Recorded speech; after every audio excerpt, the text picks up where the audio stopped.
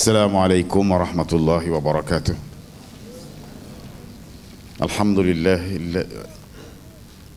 Alhamdulillahilladzi arsala rasulahul mab'uts rahmatan lil alamin. Wassalatu wassalamu ala sayyidil mursalin wa ala alihi wa ashabihi wa man da'a bi da'watihi ila yaumiddin. Saudara pengurusi yang berhormat Datuk Abdul Malik Kasim, Pengarah Jabatan Agama Islam Negeri Pulau Pinang, para tetamu dan hadirin hadirat, semoga sekalian sejahtera dalam limpahan rahmah dan barakah. Sudah entah berapa ribu kali saya menyanyikan lagu negaraku, tapi pagi ini saya tersentak bila sampai ke ungkapan rahmat bahagia Tuhan kurniakan. Yang terlintas dalam benak saya ketika melafazkan ungkapan itu ialah, kenapa tidak kita tafsirkan ungkapan itu sebagai pernyataan Islam rahmatun lil alamin, rahmat bahagia Tuhan kurniakan. Dan saya sangat mengalu-alukan kita mengangkat tema ini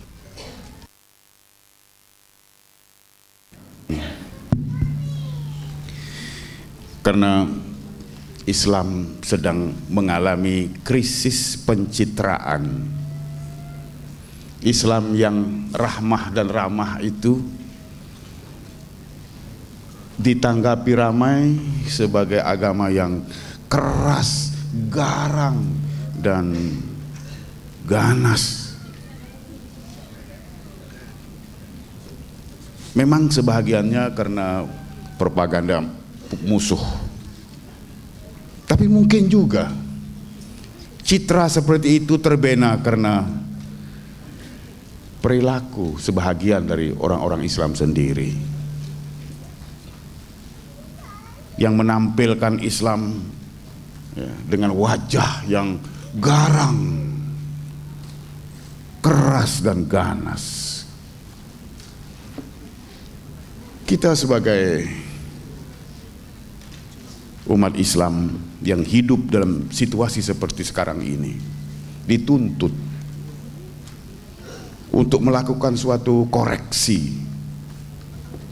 dalam pencitraan yang salah ini, bahwa sesungguhnya Islam adalah rahmah, wa ma arsalnaka illa rahmatan lil alamin, rahmah yang merupakan kasih sayang Tuhan yang universal, merentas segala batas dan sempadan bangsa, agama, dan budaya, malah meliputi segala makhluk termasuk hewan dan tumbuhan. Segala yang tercakup dalam istilah inklusif al-alamin, yang tidak cuma manusia, semua makhluk Allah terliput dan tercakup dalam istilah inklusif al-alamin.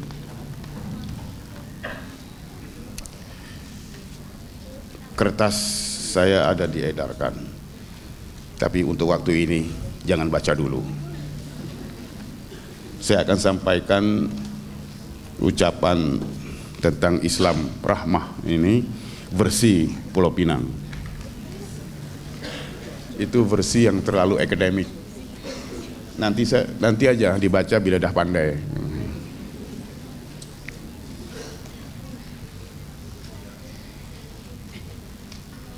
Di bawah tema rahmatan lil alamin, kita dapat merasakan betapa baiknya Tuhan kepada kita semua. Tuhan itu baik sekali dengan kita, dan itulah yang diungkapkan dengan Bismillahirrahmanirrahim, dengan nama Allah yang Maha Pengasih, Maha Penyayang.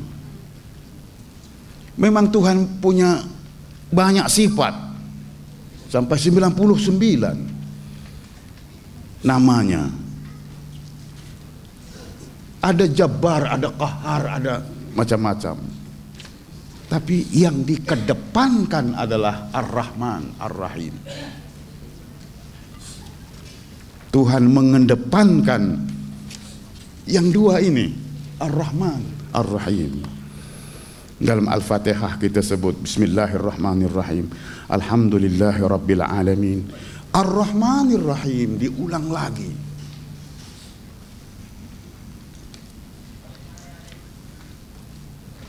Ar-Rahman, Ar-Rahim adalah dua sifat yang berarti kasih sayang, dan itu yang dikedepankan.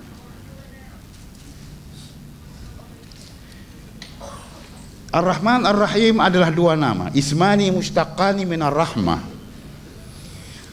Ar-Rahman Ar-Rahim itu terbit dari rahmah. Ar-Rahman Ar-Rahim dan rahmah itu akar katanya, root wordnya sama, yang berarti bahwa segala ajarannya adalah rahmat. Islam adalah rahmat, bukan beban, bukan deraan. Karena itu dalam fikih disebut al-istita'atu manatul hukum. Kemampuan dan keupayaan adalah menjadi asas kepada pelaksanaan hukum. Karena Islam tidak membebankan. Kita tidak dituntut untuk melakukan sesuatu di luar keupayaan kita. Tuhan hanya mau kita melakukan sesuatu yang kita mampu. Kalau tak mampu, ya kita tidak dituntut melaksanakannya. Islam itu agama fitrah. Islam itu agama kemanusiaan. Yang manusia tidak mampu, tidak dituntut kita melakukannya. Bila disebut al-istita'atu manatul hukum, bahwa hukum tergantung pada kemampuan. Kita dituntut melaksanakan hukum kalau kita mampu. Kalau tak mampu, ya tidak dituntut. Saya jelaskan ini dengan satu kisah. Berlaku pada zaman Nabi SAW, apabila seseorang datang kepada Rasulullah SAW pada bulan Ramadan mengadu dia sudah langgar suatu larangan bulan Ramadan. Dia sudah langgar satu larangan besar siang Ramadan. Lalu Rasulullah tanya, kalau begitu kamu harus membebaskan seorang hamba. Tahu kan apa kesalahannya? Nah, kalau tak tahu, masuk tadika. Kamu harus membebaskan seorang hamba. Orang miskin seperti saya, mana saya mampu membebaskan hamba? Kalau begitu, bagi makan 60 orang miskin. Usahakan 60 orang, 6 orang anak saya pun saya tak mampu.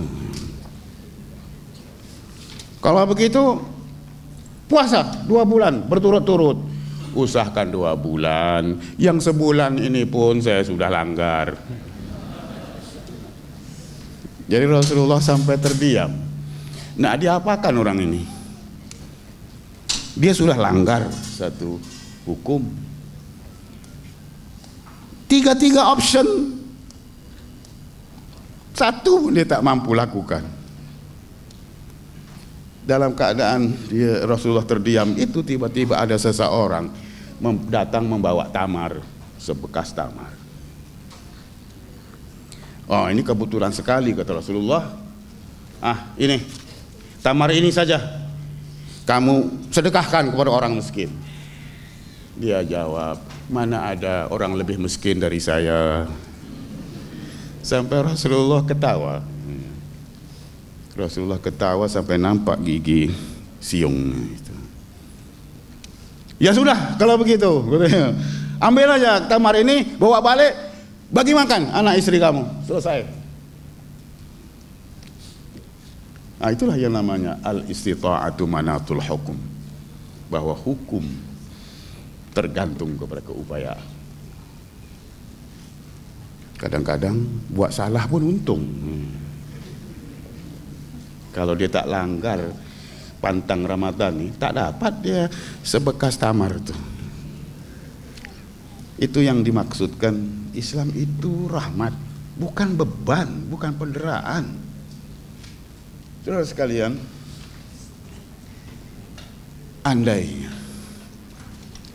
andainya umat Islam ini komited dan efektif dalam melaksanakan risalah Islam rahmatan lil alamin itu, nescaya seluruh dunia, seluruh warga dunia akan bahagia dan sejahtera dalam limpahan rahmah. Mengapa dunia jadi seperti ini? Mengapa dunia menjadi seperti ini? Manusianya menderita, hewannya terdera, karena kita tidak efektif dalam merealisasikan misi rahmatan lil alamin itu.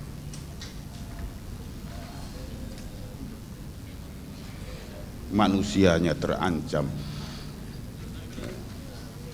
hewannya, alamnya, lautnya, udaranya, hewan dan tumbuhannya merana dalam pencemaran dan terancam oleh kebuasan dan kerakusan manusia. Rakan-rakan para senior yang seangkatan dengan saya tentu ingat tahun 70-an kita membaca sebuah buku oleh Abul Hasan Ali An-Nadwi, Madza khasiral alam binhitatil muslimin, yang diterjemahkan ke bahasa Inggris Islam and the World. Madza khasiral alam binhitatil muslimin, apa kerugian yang dialami oleh dunia akibat kemunduran umat Islam. Itu buku An-Nadwi, Abul Hasan Ali An-Nadwi dari Lucknow, India. Itu teks wajib bagi kami angkatan 70-an. Apa istimewanya buku itu? Buku itu lain daripada yang lain karena itu dia disambut meriah oleh para sarjana dan telah dicetak ulang entah berapa kali. Jadi generasi sekarang wajar cari buku itu karena lain daripada yang lain. Biasanya orang menulis tentang kemunduran umat Islam. Mengapa umat Islam mundur? Bagaimana umat Islam boleh maju menyaingi Barat atau sekurang-kurangnya menyaingi Jepun? Itu yang difikirkan oleh rata-rata sarjana ketika itu. Tapi An-Nadwi tampil dengan ungkapan ini, dunia rugi besar ya, akibat kemunduran umat Islam. Maksudnya dunia rugi karena umat Islam tidak efektif melaksanakan rahmatan lil alamin, gagal meratakan rahmat ke seluruh dunia. Mesejnya ialah orang Barat jangan megah karena mengungguli umat Islam. Sebenarnya kamu rugi. Orang Barat biasanya dia bangga karena dia unggul, dapat mengalahkan orang Islam, dapat mengungguli tamadun Islam. An-Nadwi mengatakan, kamu jangan bangga. Sebenarnya kamu rugi. Rugi akibat umat Islam mundur. Andainya umat Islam ini tidak mundur, andainya umat Islam ini maju, kamu dapat menikmati betapa indahnya Islam itu, akan dapat merasai rahmat yang dibawa oleh Islam. Jadi bodoh kamu merasa bangga dalam keadaan kerugian ya. Tak bodoh bagaimana? Rugi dia buat kenduri. Itu yang terungkap dalam idea di sebalik madza khasiral alam binhitatil muslimin. Saudara sekalian, akibat kemunduran umat Islam, akibat kegagalan umat Islam meratakan rahmat kepada dunia, lalu yang dirasai oleh dunia sekarang adalah a civilization without God. A civilization without God, tamadun tanpa Tuhan, dengan segala akibat-akibatnya seperti yang kita alami sekarang ini. Jadi saudara sekalian, kita semua menanggung tanggung jawab misi ketamadunan, membangun tamadun baru yang merahmati alam. Dan itulah sebenarnya misi para anbiya dan mursalin sepanjang zaman. meratakan rahmat Allah adalah misi para anbiya dan mursalin sepanjang zaman. Anda tentu pernah mendengar kisah Nabi Sulaiman alaihissalam dengan Balqis. Masyarakat Melayu ini penggemar kisah. Kisah Sulaiman, kisah Balqis tentu biasa didengar. Tadi saya sebut pasal Bismillahirrahmanirrahim. Dalam suratnya kepada Balqis, Nabi Sulaiman alaihissalam menyebut Bismillahirrahmanirrahim, dan dikatakan beliaulah orang pertama mengungkapkan Bismillahirrahmanirrahim. Wallahu a'lam.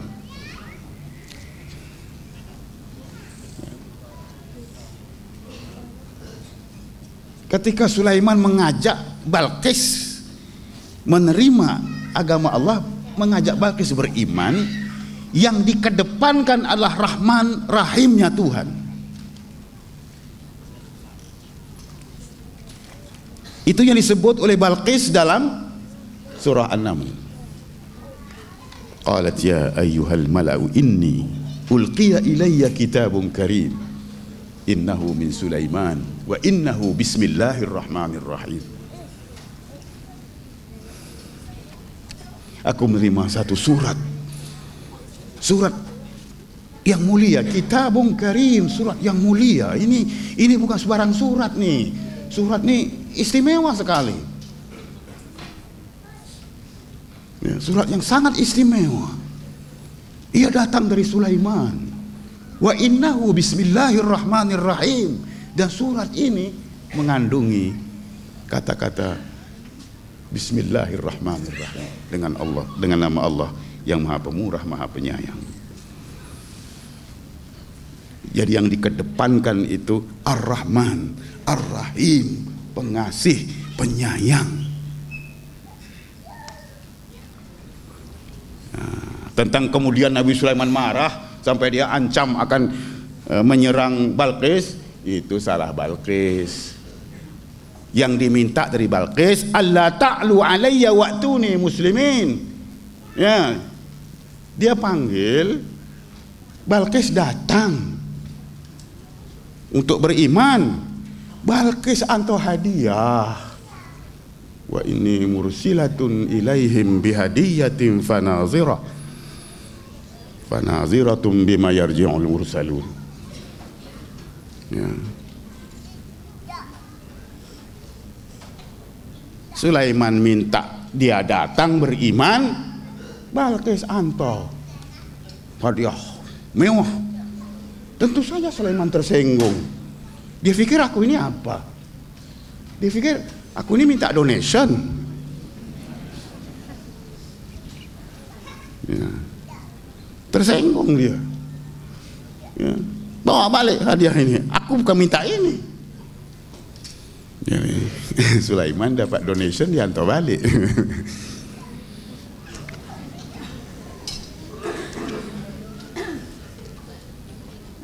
Tapi yang saya nak garis bawahi dalam kisah ini ialah suratnya yang mengandungi innahu min Sulaiman wa innahu bismillahirrahmanirrahim. Jadi saudara sekalian, message-nya ialah bahwa kita harus membina watak basmalah.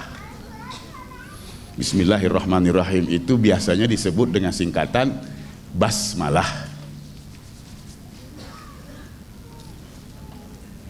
Jadi yang dituntut dari kita semua adalah pembinaan watak muslimin, yaitu watak basmalah, watak dan kepribadian basmalah yang dicirikan oleh sifat pengasih penyayang. Karena kita dituntut untuk berakhlak dengan akhlak Allah Subhanahu wa taala. Takhallaqu bi akhlaqillah, berakhlaklah kamu dengan akhlak Allah. Kita dituntut agar berakhlak dengan akhlak Allah. Takhallaqu bi akhlaqillah. Dan antara akhlak Allah yang ditonjolkan itu, yang dikedepankan itu adalah Ar-Rahmanir Rahim, sifat penyayang.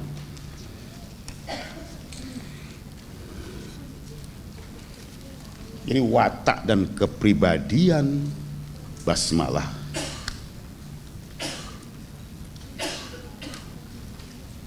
itu idea besar yang nak saya sampaikan pada pagi ini. Watak dan kepribadian basmalah yang dicirikan oleh Ar-Rahmanir Rahim, yaitu watak yang menginsafi rahmat Allah, yang menginsafi sebenar-benar insaf betapa berartinya rahmat Allah, dan kita ini hidup betul-betul bergantung kepada rahmat Allah, bukan karena prestasi kita, bukan karena kehebatan kita. Ya, sehebat manapun kita, kalau Tuhan tidak merahmati, habis. Kita betul-betul bergantung kepada rahmat Allah. Dan itu yang disebut dalam doa yang diajarkan oleh Rasulullah sallallahu alaihi wasallam. Ya Allah, ya Tuhanku, ampunanmu lebih kuharapkan daripada amalku. Anda menginginkan surga, Anda tak akan masuk surga dengan amal Anda, tapi Anda insya Allah akan masuk surga dengan rahmat Allah. Dan Nabi mengatakannya begitu, tak siapapun nanti yang akan masuk surga karena amalnya. Amalmu itu tak seberapa. Manusia selalu begitu. Dengan amal sedikit dia pikir akan dapat untung besar. Amal sekepal mengharap untung segunung, amal setitik mengharap laba selaut. Nabi kata, kamu takkan masuk surga dengan amalmu, tapi kamu akan masuk surga. Kita semua insya Allah akan masuk surga dengan rahmat Allah. Ada sahabat yang bertanya, apakah Anda juga begitu ya Rasulullah? Dia kata, wala ana, saya pun tak akan masuk surga dengan amal saya.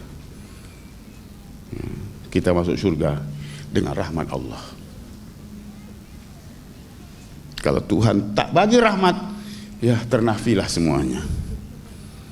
Karena itu Nabi Sulaiman alaihissalam sesudah menjadi raja kerajaan terbesar di dunia, dia dapat semua apa yang orang inginkan. Inilah yang namanya Nabi Sulaiman, ya. Dia dapat semua yang manusia inginkan. Manusia ingin apa? Manusia mau duit. Duit Nabi Sulaiman berlambat-lambat. Dalam akaun pribadinya tak tahu berapa bilion.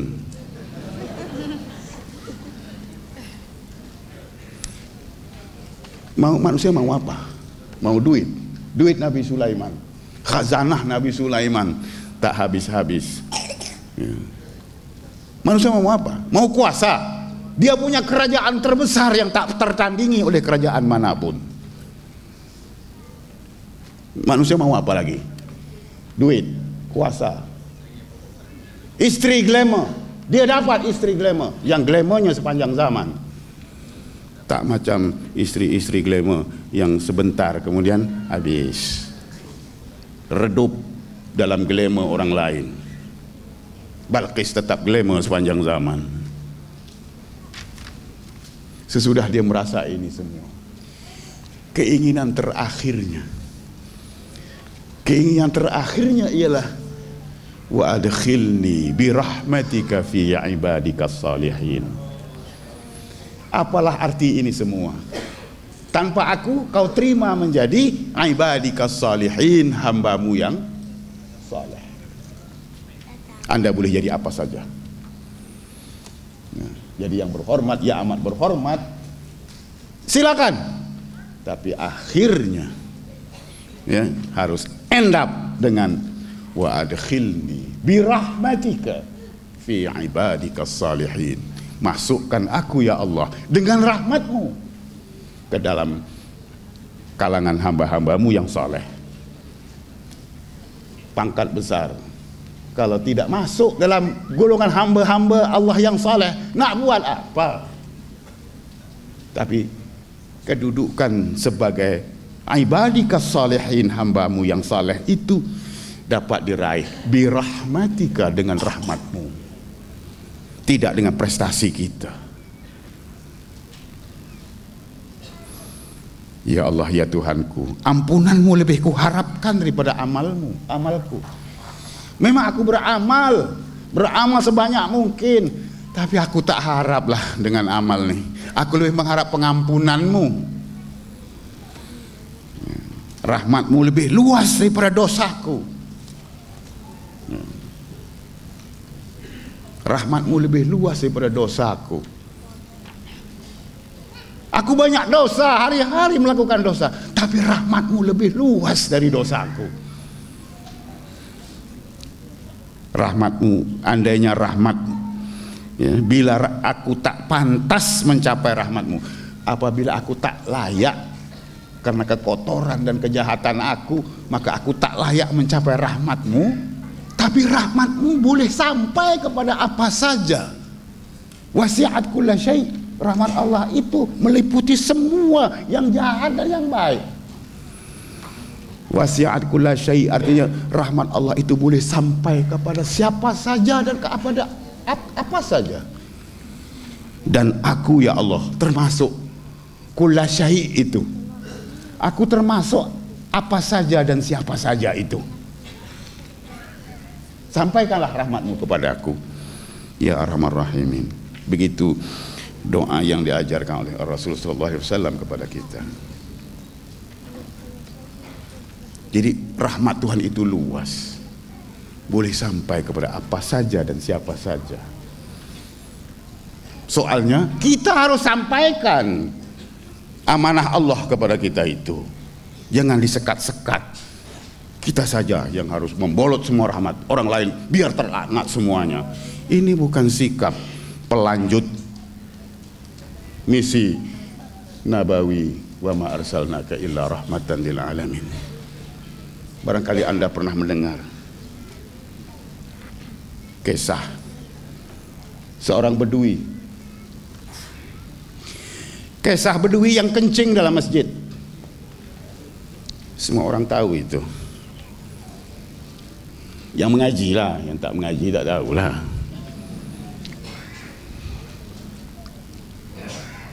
Seorang bedui ya, berada di Masjid Nabawi, terasa nak kencing, dia pergi ke satu sudut, dia lepaskan di situ. Apalagi sahabat-sahabat Nabi ya serentak bangkit meluru dan ya tak tahu nak diapakan, tapi segera ditahan oleh Rasulullah. La tuzrimuhu artinya jangan paksa dia menghentikan kencingnya dengan mendadak begitu. Saya tak tahu apa akibatnya kalau seseorang terbiasa begitu ya, mendadak berhenti gitu. Apa efeknya saya tidak tahu itu. Tanya orang lain. Tapi yang jelas Nabi larang, jangan diapa-apakan dia, biar dia habiskan kencingnya. Jadi sesudah selesai, Nabi perintahkan sahabat-sahabatnya membersihkan kencing ya badui ini. Lalu dipanggilnya badui, dicakap baik-baik. Ya, ini masjid, ini tempat suci, tempat solat, tempat berzikir, tempat baca Al-Quran, bukan tempat kencing. Jadi bedui ini terharu sekali dengan cara Rasulullah melayaninya. Berbeda sekali dengan orang lain yang tadi ya nak mengganggunya. Oh, lain sekali pelayanan Nabi dengan orang tadi yang marah-marah. Ya, dua-duanya Islam tuh. Nabi pun Islam, sahabat-sahabatnya pun Islam juga. Tapi yang satu ramah, yang satu marah-marah. Jadi Oleh karena terkesan dengan kehalusan, ya, kasih sayang Rasulullah, sampai Bedui ini berdoa. Lepas Rasulullah bercakap baik-baik dengan dia, dia berdoa, ya Allah ya Tuhanku, rahmatilah aku, rahmatilah Muhammad, dan jangan rahmati mereka itu. Itu ditegur lagi oleh Rasulullah SAW. Rahmat Allah itu luas, jangan kau sempitkan, ya, biar semua kita dapat rahmat. Jangan cuma kita berdua, mereka juga harus mendapat rahmat Allah. Itu kisah dari sirah Rasulullah SAW. Masalahnya kita ini tidak menyadari tentang rahmat yang tercurah setiap saat kepada kita, karena kita sentiasa mendapat rahmat. Rahmat Tuhan tidak pernah berhenti menyirami kita, dan karena itu barangkali maka kita pun tidak menyadari bahwa kita tidak pernah lekang dari rahmat Allah. Biasalah manusia di mana-mana begitu. Ketika masih memiliki nikmat itu, kita tak merasakannya itu nikmat. Kita hanya merasakannya bila nikmat itu sudah tidak ada. Ya. Bila dah tak ada, baru terasa. Waktu masih punya istri, ya, kita tak merasa sangat. Istri ini satu kurnia atau apa, ya, tinggal berapa minggu pun tak apa. Kadang-kadang tak cakap langsung, sehari semalam tak cakap, ya. Baru-baru dulu begitulah, cakaplah lama-lama. Bila dah tak ada tu baru tanya anak, mak hang mana? Tadi tak cakap. Bila sudah tidak ada, baru terasa kehilangannya. Ini yang diungkapkan oleh seorang penyair, M.H. Ainun Najib, dalam antologi syair-syair Asmaul Husna tentang Tuhan yang Maha Ar-Rahman. Kata penyair ini, di siang benderang matahari luput dari ingatan, sebab hanya di gulita malam kau dambakan pencahayaan. Rahmat Sang Rahman pada kita bergelimang, tenggelam seluruh waktu dan ruang dalam anugerah tak terumuskan. Tataplah bumi langit cintanya, namun betapa sukar kita begitu dekat padanya, tak ada jarak untuk menatapinya. Maka kita alpa akan kasihnya, justru karena tak pernah ia tinggalkan kita. Ya. Kita tidak menghargai rahmat dan nikmat Allah, karena nikmat Allah tak pernah lekang dari kita. Barangkali kita hanya akan sadar tentang nikmat Allah bila nikmat itu sudah tidak ada. Ketika benderang siang, kata M.H. Ainun Najib, kita tak merasa nikmatnya cahaya. Kita hanya dapat menghargai betapa berartinya nikmat cahaya ketika sudah teraba-raba dalam gelita, dah teraba-raba dalam kegelapan, baru merasakan alangkah baiknya kalau ada cahaya matahari. Saudara sekalian, nampaknya rahmatan lil alamin versi Pulau Pinang harus disingkatkan gitu. Jadi watak kepribadian basmalah menyikapi dan melayani manusia dengan akhlak basmalah ar-Rahmanir Rahim, kasih sayang. Man la yarham la yurham, siapa yang tidak mengasihani tak akan dikasihani, begitu Ar-Rasul SAW mengatakan. Kita harus mengasihani supaya kita dikasihani. Man la yarham la yurham, siapa yang tidak mengasihani tak akan dikasihani. Hadis ini dikaitkan dengan satu peristiwa. Seorang bapak yang tak pernah mengucup anaknya. Kucupan kasih sayang ayah terhadap anak. Dia tak pernah lakukan itu. Karena itu Rasulullah mengatakan, man la yarham la yurham. Siapa yang tak mengasihani tidak akan dikasihani. Maksudnya siapa yang tak mengasihani makhluk, dia takkan dikasihani oleh Khalik, oleh pencipta. Karena itu jangan kedekut memberikan kasih sayang. Itu akhlak basmalah Ar-Rahmanir Rahim. Ada kisah di zaman Umar ibn Khattab radhiyallahu anhu. Ketika Umar bercadang untuk melantik seseorang menjawab satu jawatan tinggi, sudah diwar-warkan itu, sudah keluar dalam WhatsApp, dalam segala macam, bahwa dia akan dilantik jadi ini. Dia panggil calon ini untuk menemuinya. Orang ini pun bergegas pergi. Nak naik pangkat nih, dimanapun dia cari. Dia cari sampai ke rumah. Sampai di rumah Umar bin Khattab, dia terperanjat. Sampai dia ragu, apa betul ini rumah Umar? Orang di dalam itu persis Umar. Nomor dah betul, nomor kod dah betul. Tapi seperti dia tak percaya apakah betul itu Umar. Sebab citra Umar yang ada dalam kepalanya, Umar itu seorang yang tegas, seorang yang serius.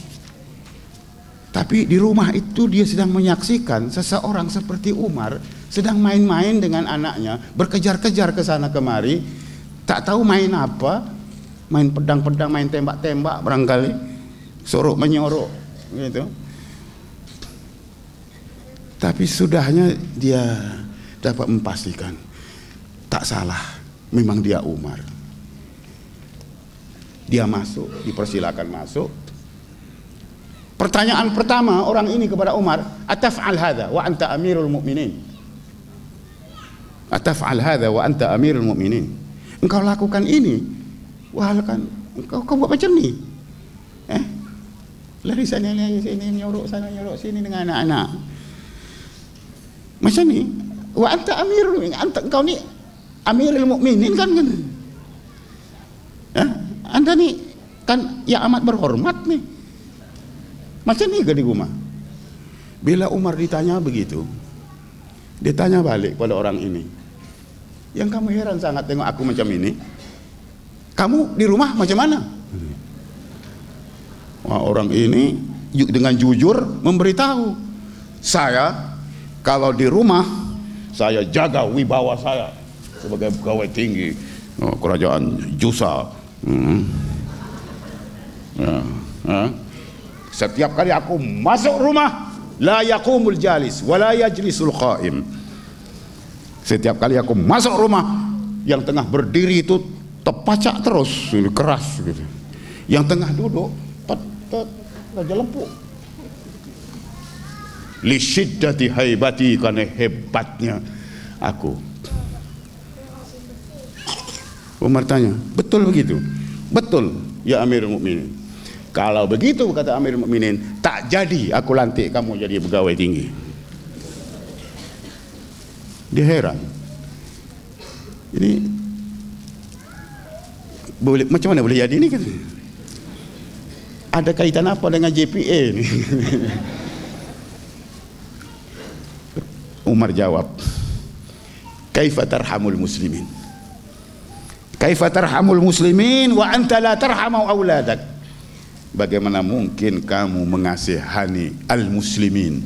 Bagaimana mungkin aku akan percaya kamu boleh menyayangi massa muslimin, sedang dengan anak kamu jadi garang seperti itu. Dengan anak sendiri kamu segarang itu, apalagi dengan rakyat. Jadi tak jadi. Tapi ini kisah dulu. Yang saya percaya sampai sekarang, penyakit seperti ini berlaku juga. Kan masih banyak orang sekarang mentang-mentang hakim, sampai ke rumah hakim lagi. Oh, apa-apa hal? Mana saksi? Mana bukti? Ya, mentang-mentang polis, sampai rumah polis lagi. Oh, digaring anak-anak, di lokapnya bini dia. Ya. Mentang-mentang cikgu, dengan suami ini cakap macam cikgu. Ya, itunya dah habis, kena beli itu, kena beli ini, paham tak? Ini, your husband. Saya pernah mendengar cerita, tapi ini cerita betul. Diceritakan oleh orang yang berkenaan. Seorang ahli politik, istrinya seorang doktor. Dia mengadu sakit sana, sakit sini, tak sedap badan. Istrinya pun datang bawa beg. Itu yo, buka mulut, torchlight. 1, 2 dia ikut lagi. Bila sudah macam-macam, suruh jeli lidah, suruh segala macam. I'm your husband, not your patient. Baru dia sedar. Lepas itu dia letak semua itu dipicit gitu. Itulah rahmatan lil alamin. Masih banyak, tapi kita berbuat baiklah ya, seboleh-boleh, tanpa mengenal, tanpa mengira bangsa. Dalam perhimpunan Ijtima' Haraki di Serdang baru-baru ini, saya meminta bangsa Melayu membuat satu pengorbanan demi rahmatan lil alamin. Saya minta orang Melayu membuat satu pengorbanan, dan kita tak akan rugi dengan pengorbanan ini. Pengorbanan itu mudah saja. Jangan dipakai lagi kata-kata kalau jumpa ular dengan keling, bunuh keling dulu. Jangan dipakai lagi.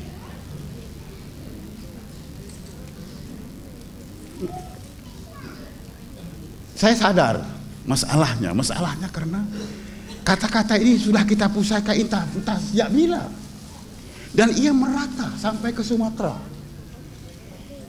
Seorang pengkaji sastra, Pak Amin Siregar namanya, dalam satu seminar pernah menceritakan kata-kata kalau jumpa ular dengan keling, bunuh keling dulu, itu ada di Sumatera. Jadi heran juga, macam mana boleh berkembang kata-kata seperti ini. Lalu ada peserta yang bertanya, kalau boleh Bapak jelaskan, sejak bila orang Melayu punya kata-kata seperti itu? Sebenarnya dia tak boleh jawab, tapi dia jawab juga gitu. Dia jawab begini, ya kata-kata kalau jumpa ular dengan keling, bunuh keling dulu. Kalau soalnya sejak bila, ya sejak Melayu mengenal keling. Tapi demi Tuhan, saya mohon jangan dipakai lagi. Ini melukai orang. Dan kita takkan miskin dengan mengorbankan ungkapan ini, karena kita adalah bangsa yang kaya dengan pepatah petitih. Masih banyak pepatah petitih yang kita warisi. Kita kaya, takkan rugi kita dengan kata-kata ini. Dan satu lagi, istilah Cina buta juga jangan dipakai. Carilah istilah lain untuk perbuatan tak senonoh tuh. Masa ini mesti Cina? Cari yang lain lah. Banyak lagi makhluk buta di dunia ini. Kambing buta boleh, lembu buta boleh, babi buta juga boleh. Kenapa mesti Cina? Ya, dalam kitab fikih Arab tak ada istilah Cina buta, asin, ama, tak ada. Ini kreatif Melayu telajak. Jadi saudara sekalian, dengan pesanan itu saya terpaksa sudahi ucapan ini ya, dengan berbanyak maaf dan terima kasih. Wassalamualaikum warahmatullahi wabarakatuh.